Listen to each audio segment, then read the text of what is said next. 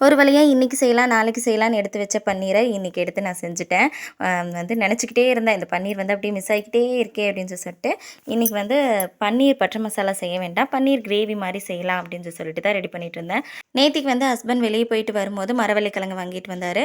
சரின்னு அதையுமே சைட்ல வேக வச்சிருந்தேன். அத வந்து எங்க மாமியார வந்து தாளிக்க சொல்லிட்டேன். அதனால வந்து நான் இந்த பக்கம் செஞ்சுட்ருக்கேன். அவங்களும் ஒரு சைடு வந்து வெங்காயமெல்லாம் தொளிச்சு, அவங்க வந்து அத வணக்கறக்கு ஸ்டார்ட் பண்ணிட்டாங்க. எனக்கு வந்து இந்த மரவள்ளிக்கிழங்கு பச்சையா சாப்பிட்றதுக்கு ரொம்ப பிடிக்கும். ஆனா வயிறு வலிக்குன்னு சொல்லுவாங்க. அதனால கொஞ்சமா தான் நான் சாப்பிட்டேன். வந்து வேக வச்சு இப்படி வணக்கி சாப்பிட்றது எங்க வீட்ல எல்லாத்துக்கும் ரொம்ப பிடிக்கும். அதனால வந்து அவங்களையே வணக்க சொல்லிட்டேன். நம்ம நெறைய பேத்த பார்ப்போம். கல்யாணத்துக்கு முன்னாடி பயங்கரமா வாய் பேசிட்டு இருப்பாங்க. ஆனா, கல்யாணத்துக்கு அப்புறம் அப்படியே பேச்சுவார்த்தையெல்லாம் ரொம்ப கம்மியாயிரும். பேசவே மாட்டாங்க. ரொம்ப சைலண்ட் ஆயிருவாங்க.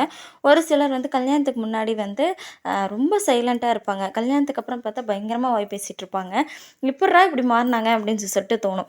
"நீ வந்து எப்படி பேச மாட்டியா?" அப்படின்னு சொல்லி கேட்டிங்கன்னா, அப்படியெல்லாம் கிடையாது. நான் கல்யாணத்துக்கு முன்னாடி ரொம்ப சைலண்ட்டா இருப்பேன். எங்க ரிலேட்டிவ்ஸ் எல்லாம் நெறைய ரொம்ப சைலண்ட் அப்படின்னு சொல்லிட்டு சொல்லுவாங்க.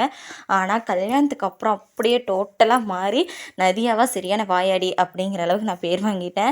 இந்த மாதிரி நீங்க எப்படி வந்து பேர் வாங்கியிருக்கீங்க அப்படின்னு சொல்லிட்டு கண்டிப்பா கமெண்ட்ல ஷேர் பண்ணுங்க. கல்யாணத்துக்கு முன்னாடி நீங்க சைலன்ட்டா இல்ல வயலன்ட்டா அப்படிங்கிறத கண்டிப்பா கமெண்ட்ல ஷேர் பண்ணுங்க. நானுமே தெரிஞ்சுக்கிறேன். தேங்க்ஸ் ஃபார் வாட்சிங். Keep supporting me. பாய்.